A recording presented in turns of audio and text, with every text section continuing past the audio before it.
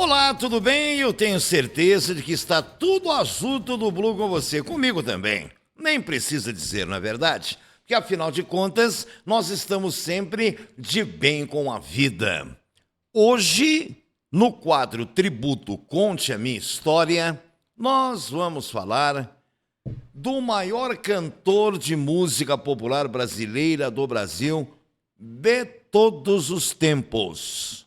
Ele atravessou gerações, agrada a gregos e troianos, como se diz no bordão popular, e também chama atenção até de gente que nasceu muito tempo depois do auge dele como cantor e compositor da música popular brasileira. E para quem nasceu no interior do estado do Espírito Santo e foi para o Rio de Janeiro com a cara e com a coragem, com uma perna, após uma perna ter sido amputada, porque um trem passou em cima e com uma prótese, vivendo numa época onde havia um preconceito e uma discriminação terríveis contra portadores de deficiências físicas. Ele, você já sabe de quem eu estou falando, o rei da juventude ou o rei, como é chamado mais simplesmente hoje em dia, Roberto Carlos calou muita gente da crítica, a crítica que você sabe, aqueles que vivem como críticos e criticando, calou a boca da crítica por ter vencido na música, pela sua sensibilidade, pelo seu romantismo, onde ele pegou a veia de toda uma sociedade, atravessando gerações, porque ele cantou nas suas canções aquilo que todo mundo gosta de sentir: amor. Roberto Carlos Braga é o assunto de hoje no nosso Tributo Conte a Minha História. Contando sempre com a responsabilidade do Departamento de Jornalismo do Grupo Metropolitana, com a supervisão e chefia de reportagens do Enzo de Oliveira e a direção-geral do Danilo Teles, eu, André Pacheco, abro mais um tributo. E olha, antes de falarmos do Roberto, e hoje o assunto é muito especial, porque Roberto Carlos sempre foi, e sempre será especial para todas as idades. Eu queria convidar você para anunciar comigo aqui no tributo, porque anunciando no tributo aqui comigo, mais do que a propaganda, que é a alma do negócio, eu também posso contar aqui no tributo a sua história. Você comerciante, você dono de restaurante, de pizzaria, você comerciante de lojas no comércio, você comerciante de carros, enfim, seja você do segmento que for, anuncie comigo, vamos nos dar as mãos. Eu te ajudo e você também me ajuda sendo um colaborador ou colaboradora daqui do tributo. Não se esqueça, a propaganda é a alma do negócio. E mais do que isso, aproveitando o ensejo ou oportunidade, tendo você como meu parceiro, parceira, colaborador ou colaboradora, eu também aqui no tributo vou contar a história do seu segmento comercial, da sua empresa, da sua loja, e também posso contar aqui também a sua própria história, da sua família, enfim. Roberto Carlos Braga é o nome completo, verdadeiro, de batismo e de RG do rei da juventude. Roberto Carlos Braga nasceu no dia 19 de abril de 1941, em Cachoeiro de Itapemirim, que na época era uma cidadezinha pertencente ao interior do estado do Espírito Santo. Portanto, para quem não sabia, ou até para quem não se lembrava, mas Roberto Carlos não era carioca, digo isso porque ele passou a vida inteira no Rio de Janeiro, tendo residência fixa. Roberto Carlos era capixaba. Cachoeiro do Itapemirim, na ocasião, não tinha mais do que 15 mil habitantes. Cidade mais lá para o fundo do estado do Espírito Santo, a uma certa distância de Vitória, capital do território capixaba. Roberto Carlos era filho de um funcionário público e de Dona Laura, uma costureira, arrumadeira, lavadeira, passadeira, cozinheira. Era aquela mulher especial. Feliz do pai dele que se casou com ela, porque Dona Laura fazia de tudo. Inspirou tanto o Roberto que, em dado momento, no auge da sua carreira, até fez uma música para a mãe. Lady Laura, me leve para casa, Lady Laura, me faça dormir, Lady Laura. Lembra? E depois ainda um grande iate que ele comprou, com tanto dinheiro que ganhou, e nós vamos falar sobre isso aqui daqui a pouco. Um dos iates de Roberto, ele batizou de Lady Laura. E levou a mãe para inaugurar o iate. E deu à mãe uma taça de champanhe com direito a fotógrafos, repórteres, imprensa e tudo mais. Mas vamos começar, como diziam os mais antigos, rebobinando a fita. Vamos começar na infância de Roberto. O pai, funcionário público, e Dona Laura, tudo isso que eu falei aqui agora há pouco, fazia de tudo um pouco. Pau para toda a obra. Roberto, um menino simples, humilde, que estudava por obrigação, porque foi educado num sistema de disciplina e já em tenra idade era maduro, tinha juízo, tipo, por exemplo, quando ele já tinha 7, 8 anos de idade, já pensava como um adolescente de 15 e quase adulto de 18 ou 20. Já tinha um amadurecimento precoce. Roberto era quieto, não era de muita conversa, não era tagarela, papagaio. Tudo que ele não falou enquanto não se transformou num cantor, depois ele passou para o microfone e cantando em versos e trovas e prosas e tudo mais, o amor, que é o que todo ser humano procura. Principalmente os temas que ele sempre usou, voltados para alguém que sempre se apaixona por alguém, seja correspondido ou não. Muitas músicas do Roberto foram e são até hoje os maiores sucessos da música popular brasileira. Roberto morava numa casa simples, humilde, na região central da, até então, pequena Cachoeiro do Itapemirim, porque hoje já é uma cidade bem desenvolvida, passados muitos anos, com pouco mais de 80 ou 90 mil habitantes. Mas naquele tempo era uma cidadezinha que não chegava a ter 20 mil habitantes, pouco mais de 15 mil. Aquelas cidadezinhas onde todo mundo se conhece e o povo sempre acaba se portando de um jeito que parece que todos são da mesma família. Ou um pequeno lugar ocupado como se fosse por uma família só. E Roberto estudava por obrigação. Ele não gostava de estudar, porque ele já gostava de música. Quando ele passava algumas horas em casa, o que era raro, porque Roberto não parava em casa, já era um menino ativo desde os seus 6, 7 anos de idade, quando ingressou no grupo escolar da pequena Cachoeira do Itapemirim. E sabia que estudar era um dever, uma obrigação, até porque não queria decepcionar os próprios pais. O pai, funcionário público, passava a maior parte do tempo fora de casa e Dona Laura cuidava de tudo na casa. Dizia para o marido: vá buscar o sustento com o seu trabalho e deixa comigo que aqui eu cuido de tudo, inclusive do nosso Robertinho, que ela às vezes na intimidade o chamava também de Betinho, em alusão ao nome Roberto. Roberto Carlos, quando ia para a escola, ele passava sempre em frente a uma loja de um comerciante que deixava sempre uma vitrola com discos de vinil, aqueles antigos, aquela agulha da vitrola, onde o comerciante colocava músicas de cantores e cantoras que eram consagrados na ocasião. Dolores Duran e também Francisco Petrônio, aquele estilo antigo, tendencioso, cadenciado ao bolero, Altemar Dutra, Francisco Petrônio, entre outros e outros. E Roberto parava para ouvir as músicas na porta da loja, a ponto de um dia ele ter parado e ficou tanto tempo ali ouvindo as músicas que o dono da loja, que estava lá dentro no balcão, atendendo um cliente, era uma loja de tecidos e confecções, percebendo que Roberto se acomodou e sentou na porta da loja para ouvir as músicas, o dono da loja percebeu que o horário da escola já tinha expirado.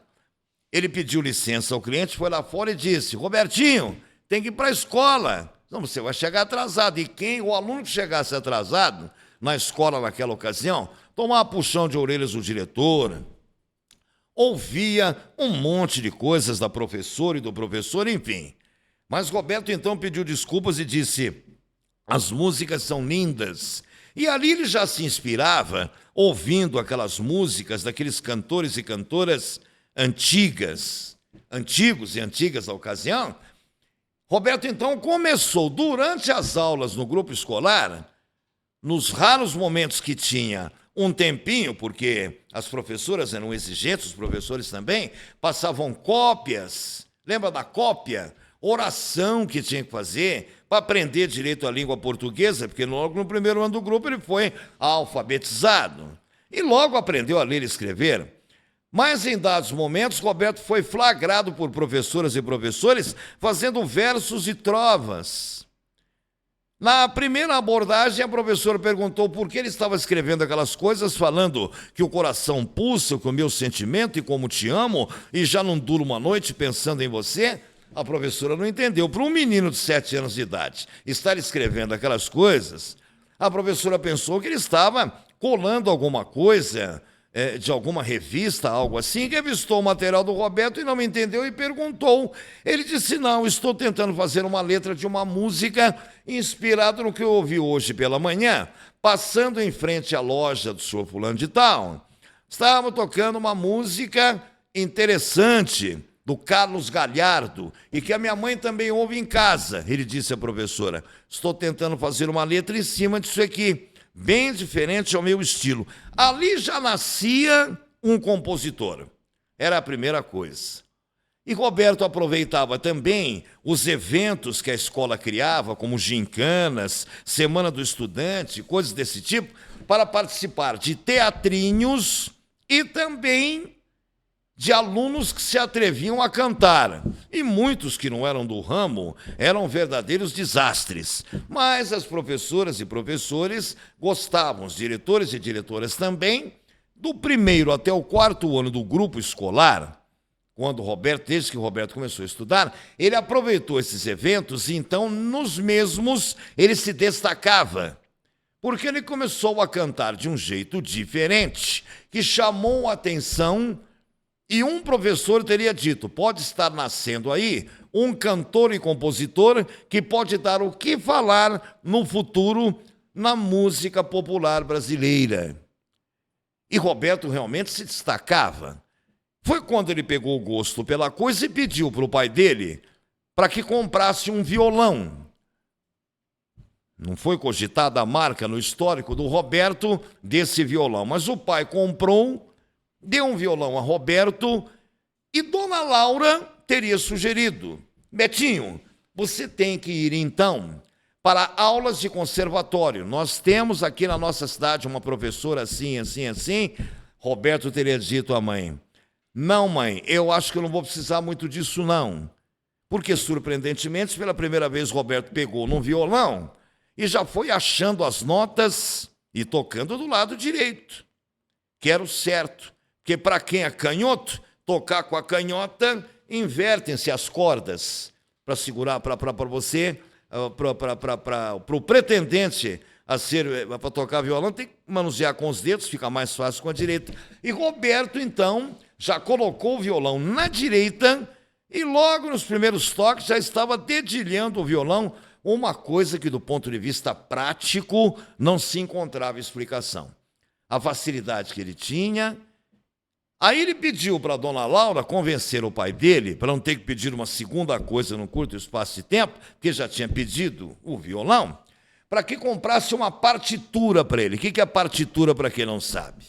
É uma espécie como se fosse um painel onde você coloca em cima de algo parecido com, seria um cavalete, onde você coloca em cima desse cavalete, que serve como suporte, ou até o tripé de câmeras, que eu estou vendo várias aqui na minha frente agora, e você coloca em cima daquele tripé ou cavalete um caderno que vem com as notas musicais, que são as chamadas partituras.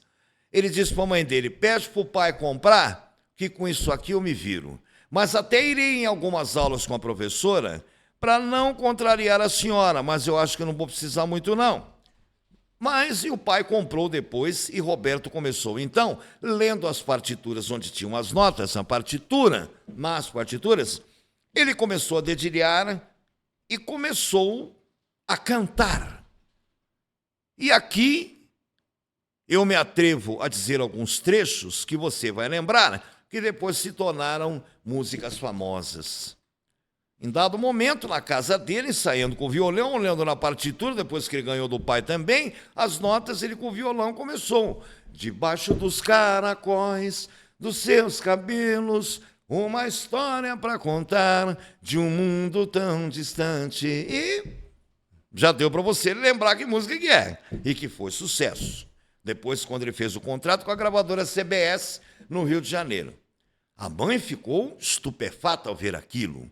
E já foi falar com a professora e disse, você precisa receber meu filho como aluno, ver quanto você cobra as aulas, meu marido vai pagar com sacrifício. Uma família de gente pobre, simples, humilde, que contavam moedas e catavam tostões, tudo era pago com sacrifício, mas gente muito honesta. Não deviam nada para ninguém naquela cidadezinha inteira. E era uma família muito benquista do ponto de vista social. O pai muito trabalhador e a mãe muito prendada e muito serviçal.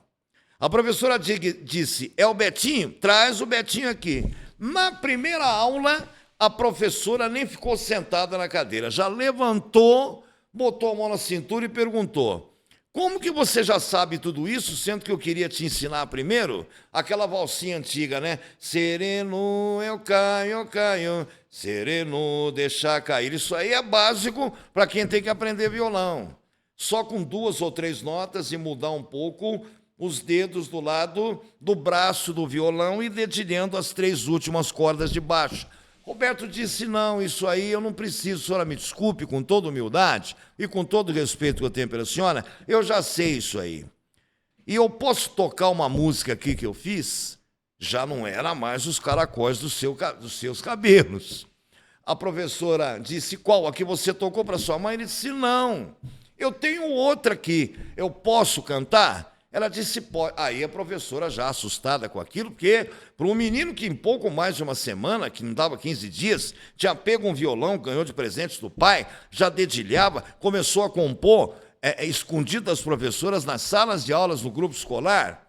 Aí, de repente, a professora disse, pode cantar. É outra? Eu disse, outra, que já está quase pronta. E eu vou cantar um pouquinho aqui. Eu não sou cantor, hein? Não me leve a mal. Mas aqui, nas circunstâncias do tributo, eu tenho que ir para o sacrifício. Eu não nasci para cantar e morrerei sem cantar. Eu nasci para a comunicação. Mas Roberto, disse a professora, vou cantar a segunda, que um dia eu ainda vou gravar. A senhora ainda vai ouvir nas rádios do Brasil inteiro. E aqui em Cachoeiro também. Qual que é, Roberto? Ele tinha cantado Os Caracóis dos Seus Cabelos para a dona Laura. Aí, para a professora, ele disse, eu quero seu amor a qualquer preço, quero que você me tenha até pelo avesso, para me sentir envolvido em teus cabelos. Faça de mim o que quiser, eu sou seu homem, minha mulher. Para um menino de 7, 8 anos de idade, colocar uma letra dessa como se fosse um adulto, se declarando para uma mulher pelo amor incontrolável que possa ter, que pulsa o coração, a professora disse, você não vai ficar nessa cidadezinha aqui o resto da vida, não vai ter um emprego qualquer. E olha, a professora falou, vou lhe dar um conselho, conclua os seus estudos por obrigação, para dar os diplomas para os seus pais, pregarem na parede da sua casa ou guardarem numa gaveta de 1º e 2º graus e decida-se depois se você vai querer, tome uma decisão no futuro, decida você no futuro se você vai querer fazer uma faculdade. Conclua o 1º e o 2º grau, para caso você queira fazer um curso superior no futuro, o 2º grau lhe facultará essa condição. Se você não quiser, vai ser uma decisão sua. Algo me diz que no futuro você estará num lugar bem distante daqui e fará muito sucesso. Sabe que jeito? Com a música. A professora disse isso a Roberto e o aconselhou a concluir os estudos por obrigação. Os meninos naquela época, as meninas, tinham que ter aquele asseio e o respeito pelos pais. E dentre os principais requisitos para o respeito e a disciplina, o estudo estava entre os primeiros.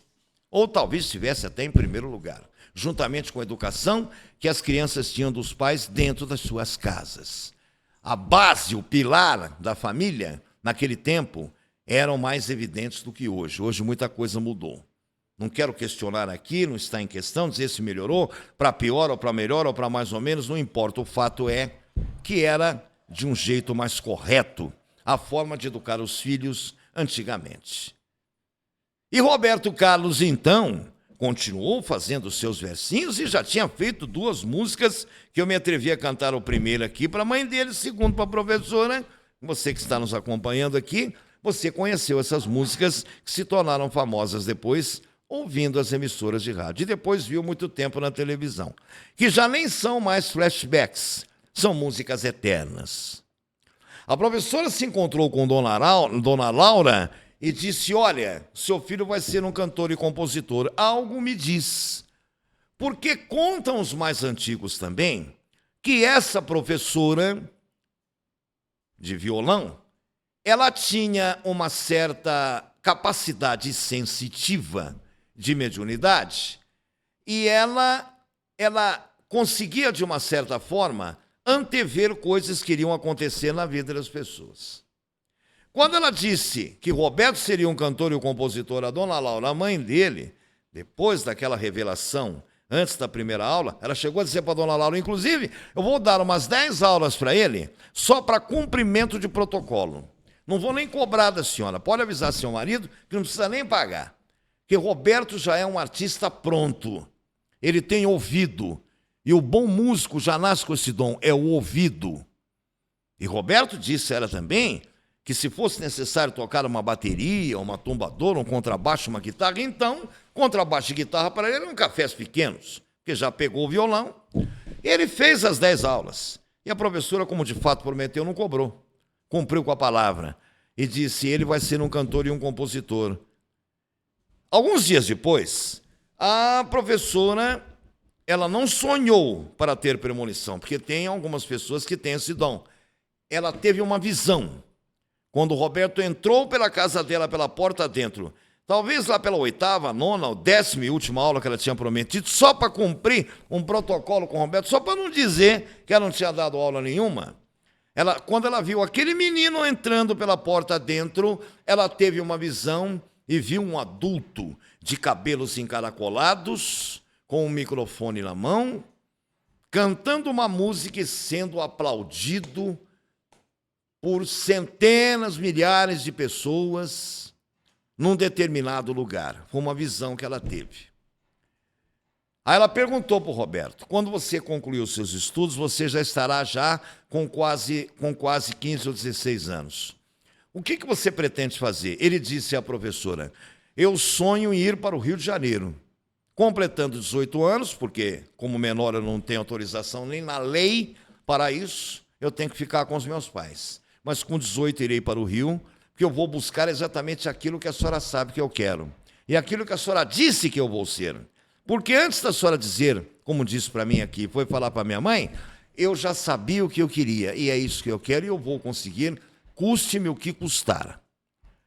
Mas a professora, ao mesmo tempo que teve primeiro essa visão, vendo Roberto como um astro, dias depois, ao ver Roberto caminhando, correndo pela rua, brincando com os colegas dele, de grupo escolar e tudo, molecada arteira também, gostavam de pular no quintal do vizinho, para roubar jabuticaba, para roubar mamão, para roubar abacate, aquela coisa toda, ela teve uma visão e viu Roberto com a perna esquerda até o joelho. E dali para baixo não existia mais nada. Como ela não encontrou explicação naquela visão que ela teve, ela então, nas suas orações voltadas para o lado mediúnico, pediu uma assistência espiritual para aqueles do alto, para que esclarecessem para ela o porquê dela ter tido aquela visão de Roberto, de uma coisa que aconteceu alguns dias depois, com a perna esquerda só até o joelho e depois não via mais nada. 3 noites depois, ela recebeu uma espécie de um aviso, podemos chamar assim. Ela fechou os olhos, mas não estava dormindo, não. Ela fechou os olhos e viu Roberto tentando correr de uma linha férrea e um trem passando em cima da perna dele. Ela ficou apavorada com aquilo. Ela veio a comentar sobre isso depois do que aconteceu, porque antes ela não quis abalar a Dona Laura e o pai de Roberto. E também não ia dizer aquilo para aquele menino, que talvez, em tenra idade, nem teria estrutura para receber uma notícia daquela. Aquela professora, ela era procurada também por muita gente da cidade e de municípios adjacentes daquela região, de Cachoeiro do Itapemirim, no interior do Espírito Santo. Muita gente procurava aquela senhora também para consultas mediúnicas. Não eram só alunos e alunas que queriam aprender a tocar violão. E ela ficou quieta com aquilo. Para ela foi uma angústia conviver com aquilo, porque ela sabia que aquilo ia acontecer. Não era um engano, não se tratava de um sonho, porque médios também não sonham, tem premonição. Mas é como eu disse, ela não tinha isso sonhando, de prever. Mesmo acordada, ou tinha visões, ou quando fechava os olhos e se concentrava, aparecia tudo na frente dela. Se projetava na tela, na cabeça dela, o que ia acontecer. E como, de fato, cerca de um mês depois, numa brincadeira de futebol, num campinho que tinha perto da casa do Roberto, da até então pequena Cachoeira de Itapemirim, a cidadezinha como era na ocasião, Roberto era goleiro, jogava no gol. Como ele era ruim na linha, a molecada começava, vai pro gol, vai pro gol. É assim que muitos goleiros começam. Por quê? Porque eram ruins na linha. Então começaram a ir pro gol, porque a maioria não gosta de ir pro gol, todo mundo quer jogar na linha, a maioria. Muitos goleiros começaram assim. Depois aí acaba pegando gosto em pegar as bolas e tal, dali a pouco compra um par de luvas e acaba virando um goleiro talvez até profissional, dependendo da pessoa. Não era o caso do Roberto. Ele ia para o gol porque ele era ruim na linha e começou a ficar um goleiro razoável. Mas aqueles campinhos de areia, de terra, com aquelas traves de bambu, não tinha rede atrás. E quando a bola saía, seria de um lado um gol, ia dar para uma rua principal perto da casa do Roberto, da cidadezinha. E do outro gol, do outro lado, no fundo do outro gol do outro lado, tinha a linha férrea, porque a estação ferroviária de Cachoeiro do Itapemirim era próxima, como se fosse um quarteirão acima da rua principal onde ficava a casa do Roberto. E ele ficava naquele gol na maioria das vezes. E claro, molecada, quando joga bola, quando a bola saía para fora, o goleiro tinha que correr para buscar, né? Não tinha ninguém para ir buscar a bola e trazer para o goleiro. Às vezes a bola ia longe. Dava tempo do goleiro correr, pular para o meio do mato, pegar a bola e voltava com a bola. E o medo que eles tinham de perder a bola, e ali eles tinham medo da bola cair na linha e o trem passar em cima. E o que aconteceu? Uma bola chutada, um moleque lá meteu um bico na bola, que a bola foi para a lua, passou bem por cima do gol onde estava o Roberto e caiu exatamente na linha do trem. Roberto ia buscar a bola, como outro goleiro do outro lado, se caísse no meio da rua, ele ia buscar lá. E aí o Roberto correu para buscar a bola e não percebeu que o trem vinha vindo.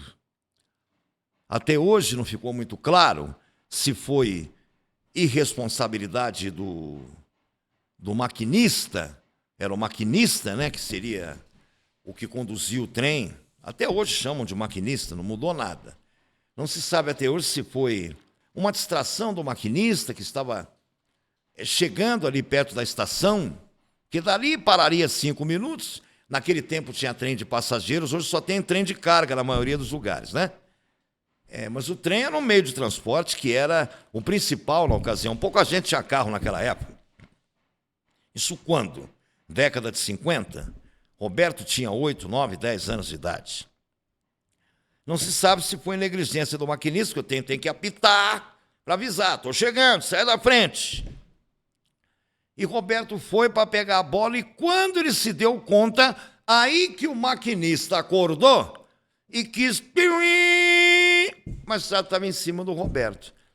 Roberto só teve tempo de correr, onde ele estava no meio da linha para pegar a bola, jogar a bola para fora da linha, e quando ele foi correr para pisar num dos trilhos do lado direito, que seria o esquerdo dele, e direito do trem, a perna esquerda ficou. E o trem passou. E imaginem o que não aconteceu. Até se fosse para mostrar, a imagem seria muito forte. Pouca gente teve material de vídeo da ocasião. Fotógrafos foram lá depois do que aconteceu. Do joelho para baixo do Roberto, a perna ficou. O trem moeu a perna do Roberto Carlos. Foi socorrido rapidamente, levado para a Santa Casa de Misericórdia daquela cidade, e dali viram que os recursos eram limitados, uma cidade pequena do interior, chamaram uma ambulância e o médico que atendeu disse: toca para Vitória, que era a capital do estado. Já era uma cidade grande, bem desenvolvida, era a capital do estado capixaba. E lá foi Roberto, passou por uma cirurgia, a metade da perna dele foi levada na ambulância, mas os médicos disseram que pelo tempo que já tinha passado, já tinha dado a necrose na perna e não teria como eles tentarem emendar, porque ia necrosar do mesmo jeito e aí poderia levá-lo até a morte, que seria preferível ir para o sacrifício e ficar do joelho para baixo naquela perna, sem aquela outra parte que o trem passou. E aquilo foi para o lixo.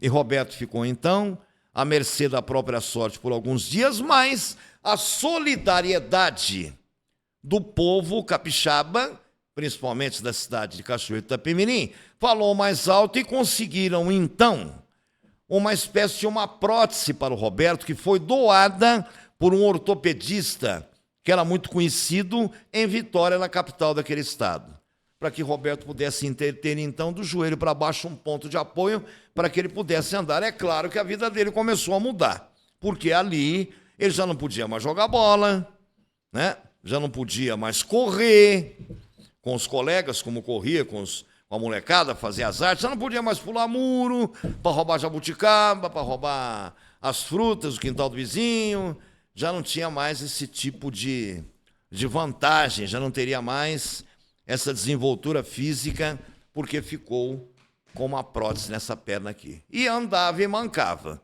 Andava e mancava.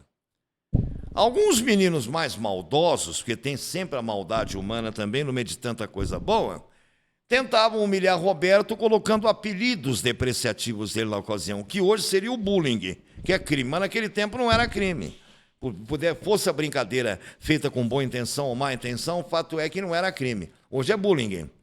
Começaram a chamar o Roberto Carlos de perneta, de soldadinho de chumbo, em alusão àquela historinha infantil que tinha um soldadinho também que não tinha uma perna, que tinha uma perna só, colocando apelidos, mas Roberto deixava entrar por aqui, sair por aqui, ia levando de boa.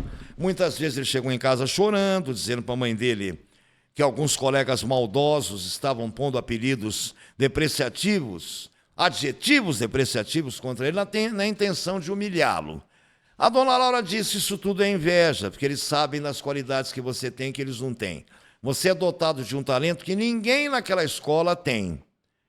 Arme-se de paciência, tenha fé em Deus, porque poderia ter sido pior.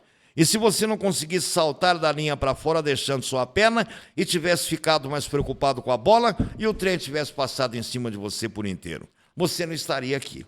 Tem que pensar que o pior não aconteceu. E a vida passou. Roberto, então, completou 18 anos de idade, já se apresentava em localidades próximas a Cachoeiro de Itapemirim, cantava em barzinhos, cantava nas noites, animava festas, começou a virar padrinho de casamentos, de uniões, de batizados, porque cantava e o jeito que ele cantava acabava encantando a todos. Uma radiozinha pequenininha, simplesinha, que tinha lá, humilde, Roberto ia nessa radiozinha, chegou a fazer um programa, cantava ao vivo na rádio com o violão e aquilo dava audiência. A rádio pegava só na cidade. Era conta de sair da cidade, já sumiam as ondas do ar. Mas Roberto disse, eu tenho que ir para o Rio de Janeiro, e foi. Já na década de 60. Mas aí ele já tinha conseguido reunir condições de ter uma prótese melhor, porque na medida em que ele foi crescendo, claro que aquela prótese de quando ele sofreu aquele acidente já não servia mais, doada por aquele ortopedista de Vitória. E quando ele já era um adulto, homem feito, já existiam próteses mais eficazes, com mais recursos. Pernas mecânicas que dobravam e faziam uma função do joelho na dobra quando você anda e faz aquele movimento, né? E ele já foi com uma prótese desse tipo para o Rio de Janeiro. E, de repente, ele sabia que ele ia enfrentar um outro problema. Preconceito, discriminação, por ser um deficiente físico na ocasião. As coisas naquela época eram muito retrógradas, muito atrasadas ainda, do ponto de vista social. Muita coisa melhorou nos últimos 50, 60 anos, evoluiu para melhor, graças a Deus. Hoje esse tipo de coisa quase já ninguém vê. Alguns que ainda são preconceituosos e discriminadores guardam para eles porque sabem que se abrirem a boca, ou vem processo ou vem cadeia, porque tem lei para punir. E no que eu concordo em gênero, número e grau, para quem criou essas leis, e apoio. Roberto, então, começou a conhecer pessoas no Rio de Janeiro. O primeiro amigo que ele fez, que depois se virou o amigo inseparável dele pro resto da vida, foi o Erasmo Carlos. Erasmo era bom para fazer letras, e Roberto também era bom, mas Roberto gostava de mexer mais com as melodias que vinham na cabeça dele. Dali do violão para os outros instrumentos, e viravam as músicas. Nasceu ali uma dupla sensacional, Roberto e Erasmo Carlos. Erasmo e Roberto, amigos inseparáveis, que rendeu a Erasmo, depois no futuro, com os dois já consagrados, uma música que Roberto também fez para ele também. Você, meu amigo de fé, meu irmão, camarada, amigo de tantos caminhos e tantas jornadas. Uma letra muito bem feita, por sinal, que retratou todo o sentimento de carinho que ele tinha pelo Erasmo e vice-versa. Mas aí, naquela luta antes da fama, batendo nas portas das gravadoras, emissoras de televisão, pedindo oportunidades e tudo mais, eles não conseguiam entrar em nenhuma gravadora.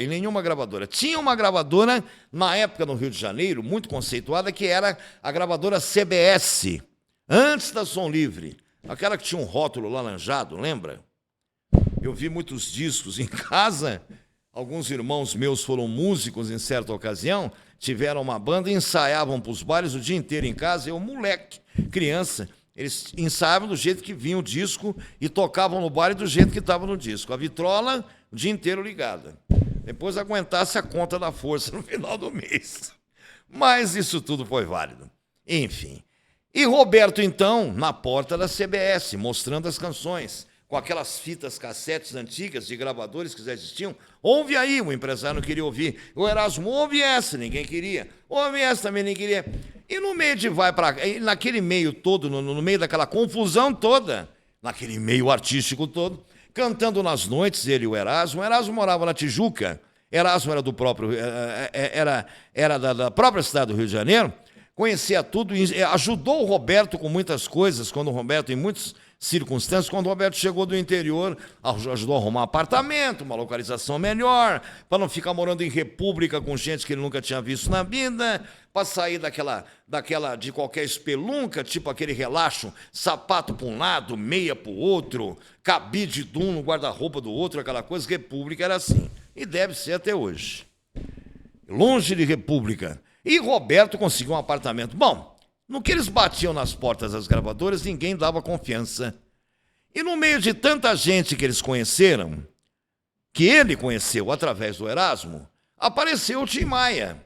Até no tributo, quando eu contei a história do Tim Maia aqui, recentemente, eu recordei um episódio envolvendo o Tim Maia e Roberto, que numa guerra de egos, não tem outra forma de definir, de vaidade, tudo, que todo artista tem. Hipócrita e mentiroso é aquele que diz que não tem, porque tem. O Tim Maia chegou a quebrar um violão na cabeça do Roberto Carlos, que eles tentaram montar uma banda. e que acabou não dando certo porque um queria aparecer mais do que o outro. E os dois ainda, com dois estilos bem diferentes, e ainda o Tim Maia, com aquele jeitão dele que tinha vindo dos Estados Unidos, já tinha sido preso lá, por ter se metido em confusões, em encrencas e tudo. O Tim Maia quebrou o violão na cabeça do Roberto, mas eu estava lembrando isso, o Roberto foi, e é importante ser lembrado, apresentado ao Tim Maia através do Erasmo. Ensaiaram uma meia dúzia de músicas.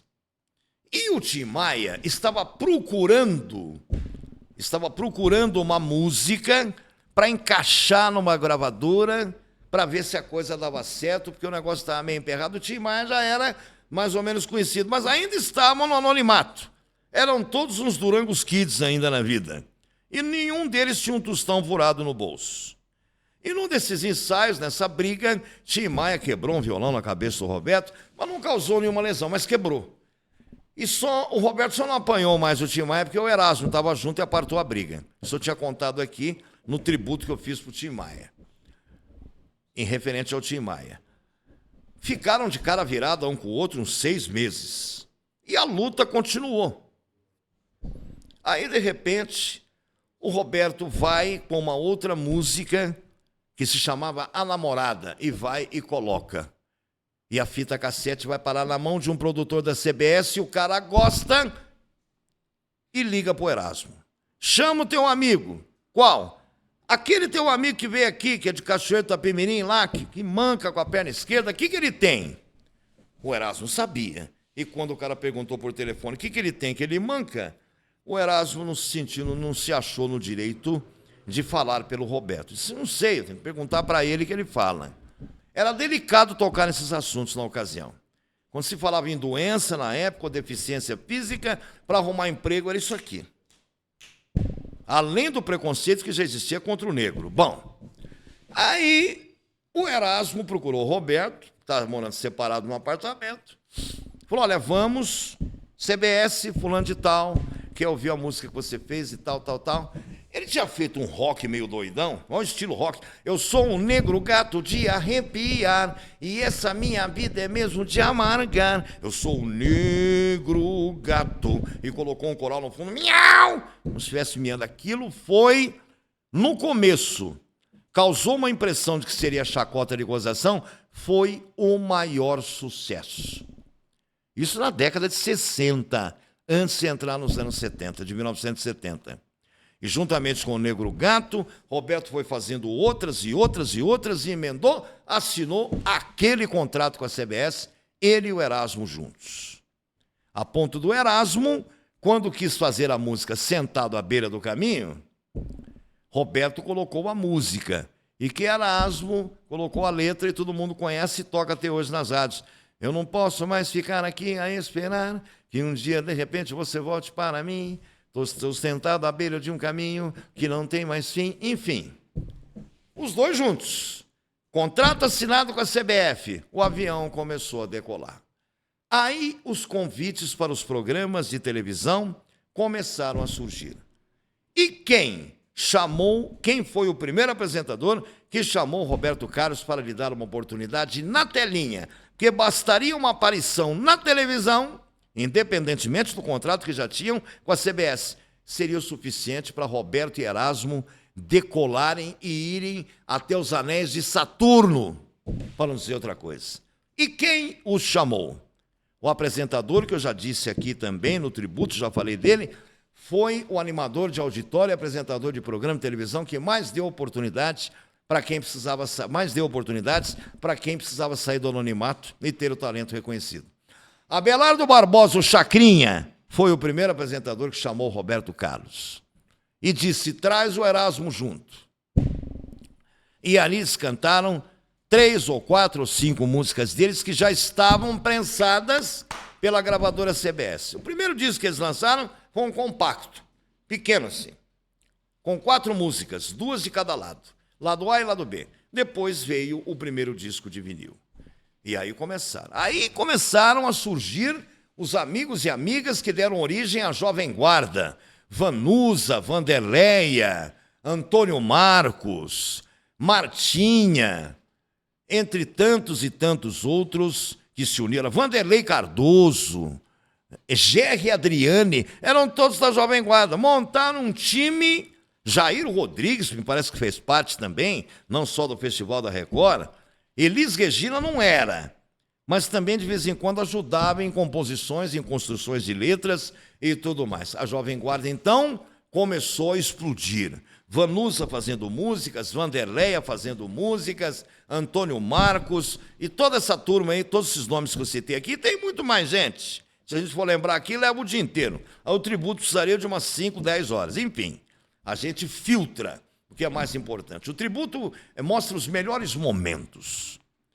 Roberto Carlos, então, começou a entrar dinheiro, ele e o Erasmo, e um olhou para o outro e perguntou, vamos nos aventurar no cinema? Vamos. Procuraram uma empresa cinematográfica e fizeram 3 filmes que arrebentaram no cinema. Aí ninguém segurava mais eles. O Diamante Cor-de-Rosa, Em Ritmo de Aventura e a 300 quilômetros por hora. E aí surgiu aquela música, é um som terrível, vou lhe dizer e tal. Dali a pouco as curvas da Estrada de Santos, aquele negócio que você vai me conhecer e tal, e que é aquela velocidade. Roberto gostava de carros possantes, daqueles que sem capota, sabe, com os cabelos ao vento. Naquele tempo todo mundo era cabeludo, era moda, e sempre com uma gata do lado. E vem me dizer que não. Erasmo era mais sossegado.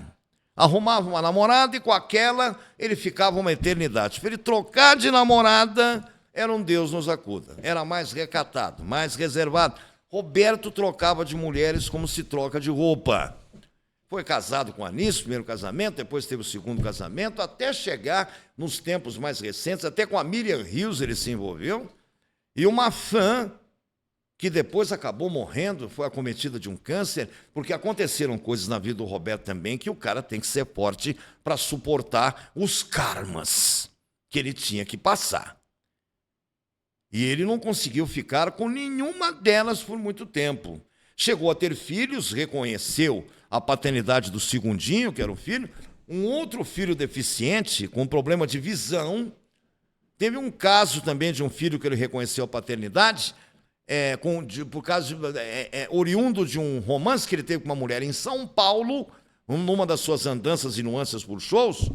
Hoje o cara já é um homem feito, tem uma oficina mecânica, é um mecânico de mão cheia.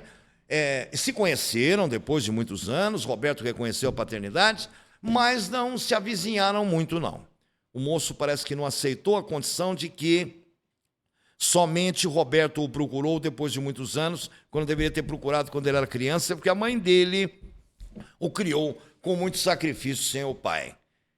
Roberto Erasmo, então, depois dos 3 filmes, entrou tanto dinheiro, mas tanto dinheiro, e televisão chamando, e toda hora, que eles resolveram, então, lançar um disco de vinil. Depois de 1970, com alguns compactos e aquelas tentativas e tudo, e a coisa estava acontecendo. Até que em 1971, Roberto disse a Erasmo, temos que achar um jeito de termos músicas daquelas impactantes mesmo. Eu quero fazer músicas e preciso de letras com músicas que calem os corações de milhões de pessoas, não só para essa geração, para as outras que vierem e para o resto da vida. Mas para o resto da vida mesmo. E Roberto e Erasmo, então, passaram dias e dias trancados no apartamento do Roberto, que também era na Tijuca, arrumado pelo Erasmo. Apartamento alugado ainda, de um corretor que o Erasmo era, a família do Erasmo, todos eram amigos do corretor. Depois comprou apartamentos de cobertura e tal, olha. E ficaram pensando um jeito de encontrarem músicas diferenciadas. E aí um dia Roberto e Erasmo olhando para o outro, dedilhando o violão, o Erasmo olha para o Roberto olha para o Erasmo e o Roberto diz, você que vem de dentro da saudade que eu sentia, da noite mal dormida, da minha fantasia, a namorada me espera. E o Erasmo completando, nasceu ali outra grande canção. Guardou aquela ali. Depois, ele juntou aquelas que ele tinha cantado na infância e disse, eu tenho cartas na manga aqui. Debaixo dos caracóis dos seus cabelos, o Erasmo ajeitou. Depois, eu quero seu amor a qualquer preço. quero que você me tenha até pelo avesso. E deu para o Erasmo ajeitou. Como se fossem uma dupla de meio-campistas, o volante e o meia esquerda ou meia direita. Toca a bola aqui, que eu devolvo aqui para você, e a gente faz o esteio e protege a defesa e dá vida de assistências para o ataque fazer gols. Uma situação proporcional comparada assim. E aí o Roberto disse, eu quero uma música que seja a música de trabalho. Porque todo disco, com 6 composições, por exemplo, do lado A e mais 6 do lado B, tem que ter a música de trabalho, que é aquela que mais toca nas FMs, é aquela que mais chama a atenção, e as FMs estavam já explodindo na ocasião, já nascendo no Brasil. E ele, Erasmo, pensando, um dia, ele começou. Não adianta nem tentar me esquecer. E o Erasmo completou. Durante muito tempo em sua vida, eu vou viver. E o Roberto, a noite envolvida no silêncio do seu quarto, antes de dormir você procura o meu retrato. E o Erasmo completou. Mas na moldura não sou eu quem lhe sorri, mas você vê o meu sorriso mesmo assim. E de vez em quando você vai lembrar de mim. Enfim, os dois conseguiram construir estrofes de uma música que ficou até longa, mas sem muita repetitice. Sempre com uma estrofe diferente da outra, envolvendo situações quando uma pessoa dizia, se declamava que não tinha esquecido o passado, de uma paixão perdida do passado. Nome da música, Detalhes. E essa acabou virando a música de trabalho. Claro que ele gostava de colocar nas letras dele com Erasmo, se um outro cabeludo aparecer na sua rua, e se isso lhe trouxer saudades suas, saudades minhas, a culpa é sua, porque ela podia estar com outro. O ronco barulhento do seu carro, a velha calça desbotada, coisa assim, isso também vai fazer você se lembrar de mim. Estava essa estrofe também na música Detalhes. E arrebentou a boca do balão. Aí Roberto era chamado constantemente, mais a miúde ainda, pelos programas de televisão. Flávio Cavalcante, Silvio Santos, Bolinha, J. Silvestre, todo mundo. E Roberto começou a cantar em castelhano. E de castelhano em castelhano também, com o Erasmo, começaram a viajar pela América do Sul, fazendo shows na Colômbia, na Venezuela, no Paraguai, em tudo quanto é canto aqui da América do Sul, que faz fronteira com o Brasil. Foram até o México. E depois Roberto chamou a atenção dos norte-americanos nos Estados Unidos da América do Norte e teve que aprender a cantar em inglês. Até porque ele vinha de uma geração onde também fazer músicas em inglês também era chique naquele tempo. Era chique. Tanto é que muitos brasileiros tinham pseudônimos internacionais e gravavam músicas em inglês. Já estávamos, então, com a música Detalhes, adentrando a década de 1970. E Roberto gravando e fazendo sucesso, e o Erasmo ajudando e colocando letras e tal. E, de repente, para ser só minha mulher, abra os braços para me guardar, que eu tudo vou me entregar. Esse caminho é a solução para lhe levar, se quiser, para ser só minha mulher. Essa já de 77, estourou também. Entre outras e outras e outras, ninguém mais segurou Roberto e Erasmo. Mas Roberto não tinha sorte no amor. No primeiro casamento com a Anice não deu certo, depois veio a segunda, também não deu certo. Detalhes desses casamentos tomaria muito tempo, a gente tem que filtrar. Senão ficaríamos horas e horas aqui. Claro que se a proposta fosse eu ficar aqui 10 horas contando a vida do Roberto, ninguém ia enjoar. Ninguém ia se cansar, porque todo mundo gosta. Não tem quem não gosta, quem não gostou, quem não gosta.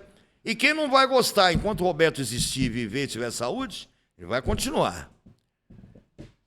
Chegando no final dos anos 70, a Rede Globo chamou o Roberto Carlos para assinar um contrato para que ele fosse exclusivo da Rede Globo. Claro que nas cláusulas desse contrato, ele poderia desfilar pelos palcos do país inteiro apresentando os shows dele.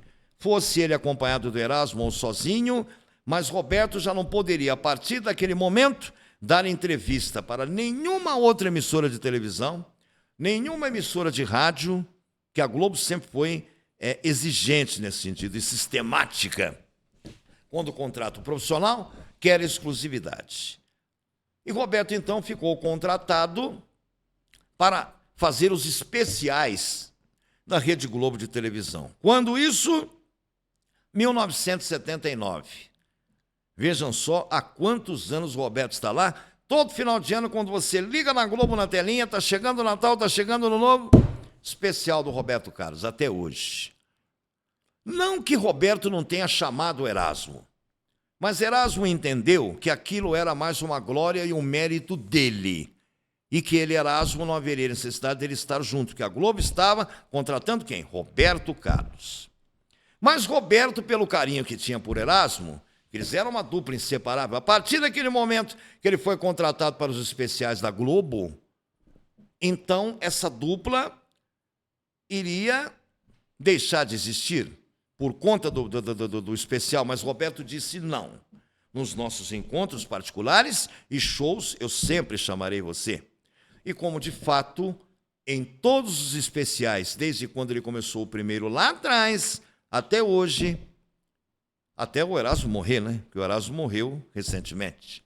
Até enquanto o Erasmo viveu, sempre na metade dos shows de finais de ano, de todo final de ano, para Natal, Ano Novo, ele dizia: agora eu quero trazer aqui no palco o meu amigo Erasmo Carlos. E quando o Erasmo entrava, tocava a música. Você, meu amigo de fé, meu irmão, camarada, sorriso e abraço festivo na minha chegada. O que é um tesouro dado por Deus, porque amigos sinceros, se já naquele tempo você contava nos dedos, por causa da falsidade humana, infelizmente a gente tem que dizer, imaginem hoje. É como procurar agulha no palheiro às 4 horas da madrugada sem o auxílio de lanterna ou lampião. Então ele já tinha um presente, ter um amigo sincero e que se alegrava com o sucesso dele.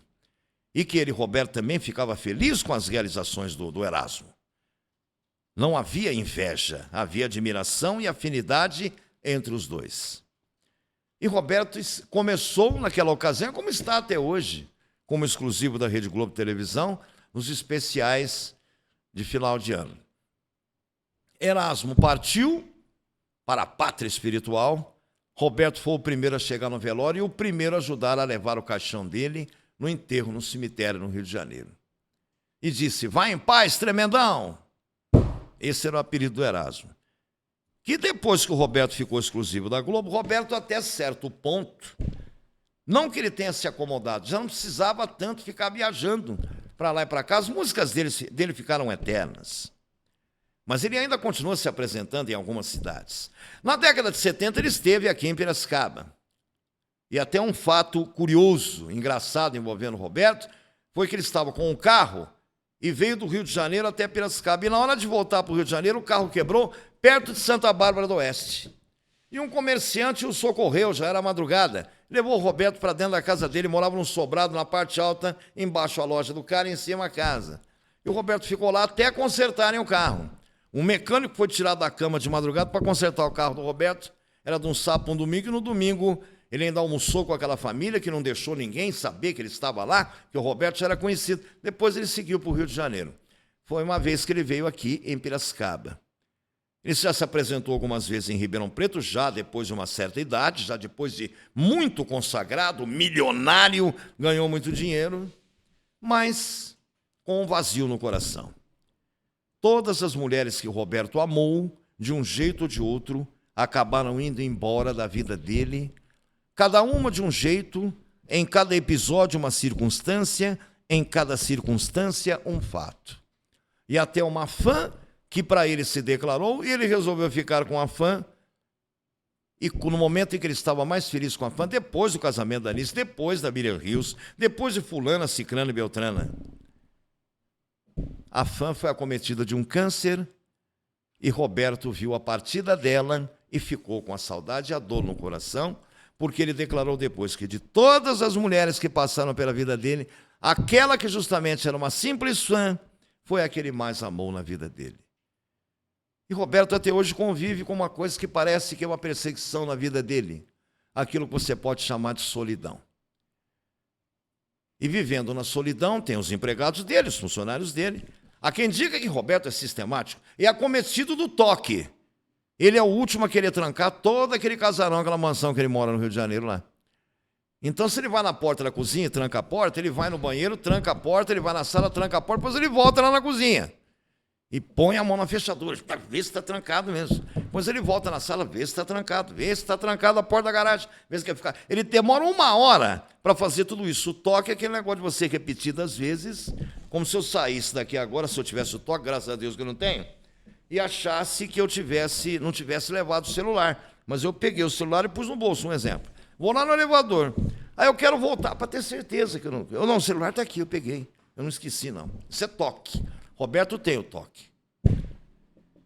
Segundo a assessoria de imprensa do cantor, já dada essa idade dele, que ele já tem mais de 80 anos, Roberto diz que tem muito gás ainda para continuar cantando e participando dos especiais da Rede Globo Televisão nos finais de anos, mas nunca recusa convites de alguns lugares para ele ir.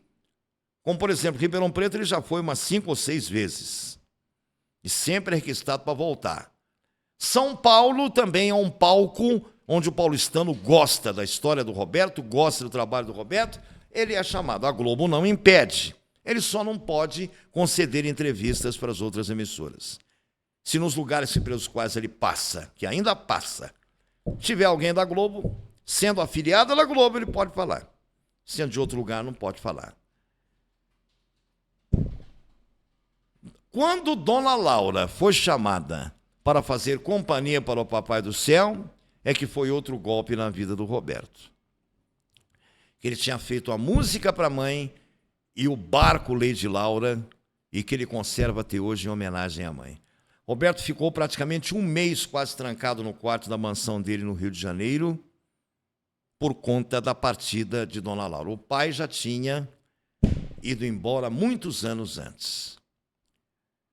E por fim, Roberto, então, que já tinha feito uma música em homenagem à sua terra natal também, Cachoeiro Itapemirim, quando ele abre dizendo: meu pequeno cachoeiro, que saudades dessa terra, e que um dia eu vou voltar, e nunca mais voltou. Para morar, não. Mas ele recorda na letra da música, Meu Pequeno Cachoeiro, da sua infância, das missas na igreja, do catecismo, do grupo, dos jogos de futebol.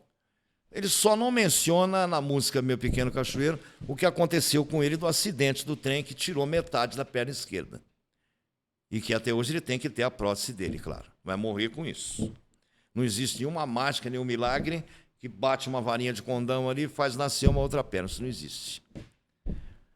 Roberto, com a solidão, não teve sorte no amor.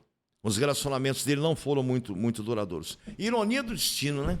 Justamente o cara que mais cantou o amor, e as músicas dele inspiraram muitos casais, fizeram muita gente se conhecer em bailes, em festas, e de repente se tornaram noivados, namoros prolongados, noivados e casamentos, e músicas que marcaram a vida de tanta gente, que amou tanta gente, justamente ele, que era o porta-voz de tudo, que levou a felicidade do amor para muita gente, ou até a tristeza de um amor desiludido, que uma música sempre marca um lugar, uma época. Justamente ele, que era o cara, ele não teve sorte no amor.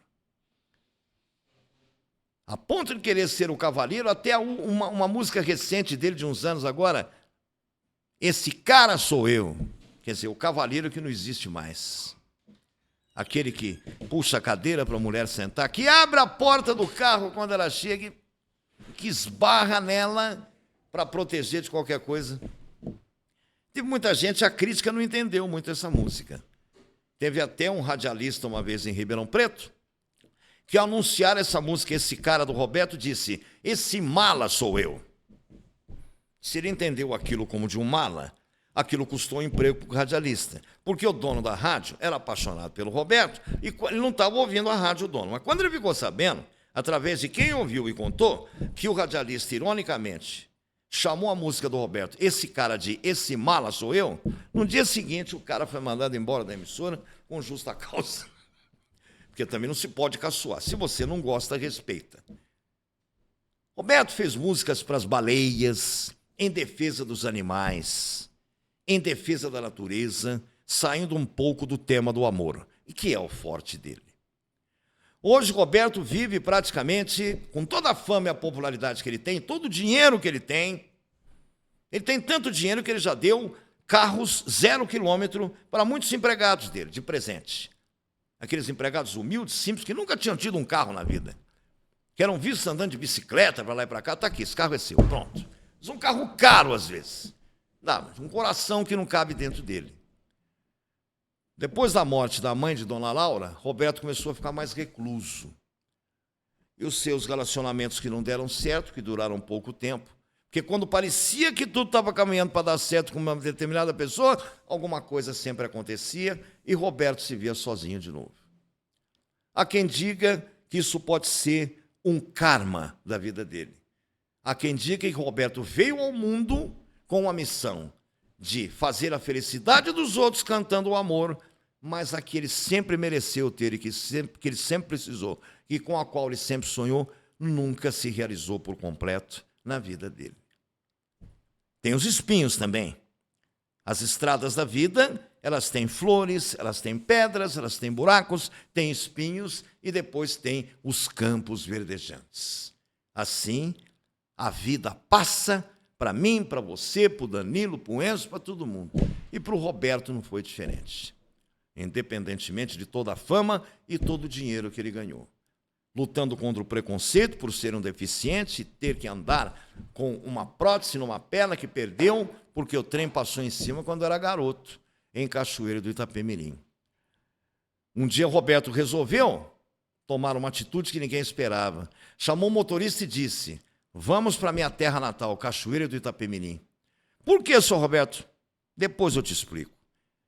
A viagem durou algumas horas, porque sair do Rio de Janeiro, que faz divisa com o estado do Espírito Santo, são 2 estados vizinhos, para depois chegar na terra natal dele.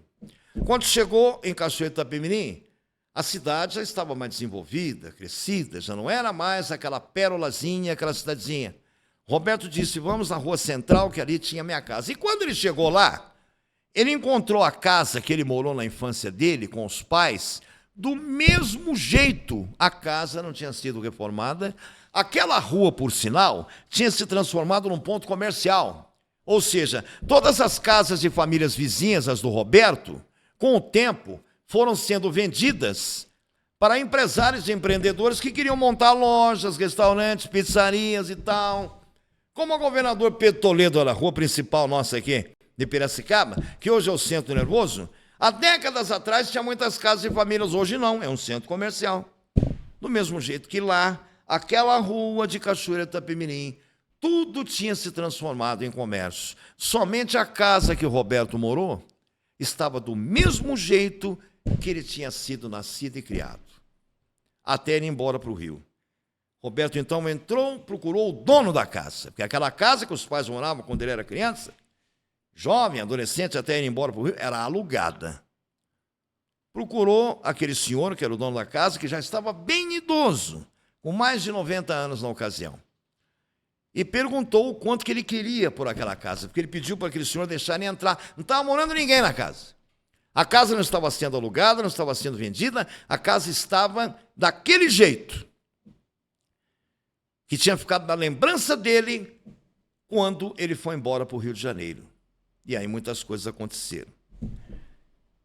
Depois que ele entrou e viu o quarto onde ele dormia, a sala onde ele ficava conversando com o pai, a cozinha quando ele ficava sentindo o cheiro da comida, quando a mãe fazia o almoço e a janta, a dona Laura, o quintal, que tinha inclusive até alguns flamboyants e algumas árvores, ele falou: é a mesma coisa que eu deixei. Ele chegou no dono e disse: quanto que o senhor quer pela casa? Eu quero comprá-la do jeito que ela está. O senhor a conservou do jeito que eu vivi aqui. O velho olhou para ele e falou: Roberto, não está à venda. Eu vi você nascer aqui, Roberto, que ele era o dono daquela casa uma vida inteira. Vi você crescer, sua mãe, seu pai, nunca ficaram me devendo aluguel, sempre pagaram em dia. Mas eu não vou vender. Até os empresários e empreendedores quiseram fazer de tudo para me tirar daqui. Eles queriam montar um restaurante aqui, um estacionamento. Pode ver que tudo foi vendido. A única casa que ficou aqui na rua é essa, que foi a que você morou, que eu aluguei para os seus pais. Quando você nasceu e se criou aqui, até ir embora para o Rio de Janeiro já adulto. Não vou vender. Naquele tempo, usava-se muito cheque. O Roberto pegou o talão de cheque, assinou, colocou a data e fez isso, ó, quando destacava o cheque, lembra? Ó, deu na mão dele. Pode pôr a quantia que o senhor quiser. Estou dando cheque em branco para o senhor, já está assinado, autorizado por mim. Pode pôr o valor que o senhor quiser. O senhor me vender a casa. O valor que o senhor quiser. Dinheiro não era problema para o Roberto. Estava arquimilionário. Consagrado, carreira, tudo conquistado. Ele não vou vender a casa. O Roberto insistiu mais um pouco. Olha, o que o senhor pensou que eu ofereci? Eu ofereço o dobro, o triplo, o quádruplo. Eu não vendo, Roberto. Mas o que o senhor vai fazer com essa casa? O senhor já está numa idade avançada. Ninguém é eterno. Logo, logo o senhor vai partir desse mundo. Vai ficar para uma sobrinha minha. E já com a promessa de que ela vai conservar a casa como está. Aí Roberto perguntou, por que o senhor quer conservar? Ele disse, porque quando eu a comprei, quando eu era moço, eu já tinha comprado de uma pessoa que me pediu para conservar. E eu conservei. E de geração para geração será conservado. Roberto, então, no último argumento, disse, venda para mim que eu lhe dou a minha palavra. Se eu quero comprar, porque eu quero conservar como era, que ela me traz as lembranças vivas de quando eu aqui vivi. Mas aquele senhor irredutível não vendeu a casa. E dali, mesmo com a frustração de não ter conseguido comprar a casa, o Roberto, então, saiu naquela, já está quase tarde de noite, pelo portão daquela casa, que tinha uma pintura amarela, e montando no carro, disse para o motorista, toca para o Rio de Janeiro. E ele voltou para o Rio de Janeiro já com uma música na cabeça daquela situação, daquele momento. O que ele fez? Apenas um personagem que ele incrementou e colocou, ele começou a cantar dentro do carro. Eu parei em frente ao portão, meu cachorro me sorriu latindo. É aquela coisa, eu voltei agora para ficar, porque aqui é o meu lugar, né? Eu voltei. Aí, dizendo a letra, ele foi cantando. Meu retrato ainda na parede, quase amarelado, meio amarelado pelo tempo, nada se modificou dentro da casa, eu voltei. Deu inspiração a ele, pelo menos aquela frustração de não ter conseguido comprar a casa, para criar a música. Eu voltei, não deu para ficar, porque aqui é o meu lugar. Porque no fundo, a vontade que ele teria seria voltar. Mas não dava mais. A vida toda dele, praticamente, tinha sido construída no Rio de Janeiro. E ali ia ficar. Os amigos, o elo de amizade, a ligação com o meio artístico, os compromissos. Ali naquela frustração e a vontade de voltar, que nunca ia acontecer, então fez com que ele criasse a música Eu Voltei. Além da homenagem que ele fez quando gravou também Meu Pequeno Cachoeiro. Eu estou indo embora, porque daria vontade de ficar aqui muito mais tempo. Isso foi um pouco que a gente conseguiu filtrar no quadro Tributo, Conte a Minha História. Um pouco que a gente conseguiu filtrar nesse quadro aqui, que é um programa agora. Tributo, Conte a Minha História, quando nos referimos hoje ao Roberto Carlos, o rei da juventude. Roberto Carlos Braga, capixaba de Cachoeira do Itapemirim. Quando você quiser anunciar comigo, eu estou te esperando. Anuncie no Tributo comigo, porque mais do que a propaganda, que é a alma do negócio, seja você dono de um restaurante, de pizzaria, de uma funerária, do segmento comercial que for, anuncie comigo, vamos nos dar as mãos. Eu te ajudo e você me ajuda. Porque anunciando comigo você vai ganhar muito. Porque nós estamos com uma grande penetração. Todo mundo está adorando o Tributo, que está voando baixo, graças a Deus. Com a ajuda do Enzo de Oliveira, do Danilo Teles, eu sou André Pacheco e encerro aqui mais uma edição do seu Tributo, voltando na próxima oportunidade. Anuncie comigo. Você vai ver na telinha aí o número do meu celular, o meu e-mail para você entrar em contato comigo. Te faço um precinho bom, porque mais do que a propaganda, que é a alma do negócio, anunciando comigo, eu também, aqui no Tributo, eu também posso contar a sua história. Um forte abraço, Deus conosco e até a próxima.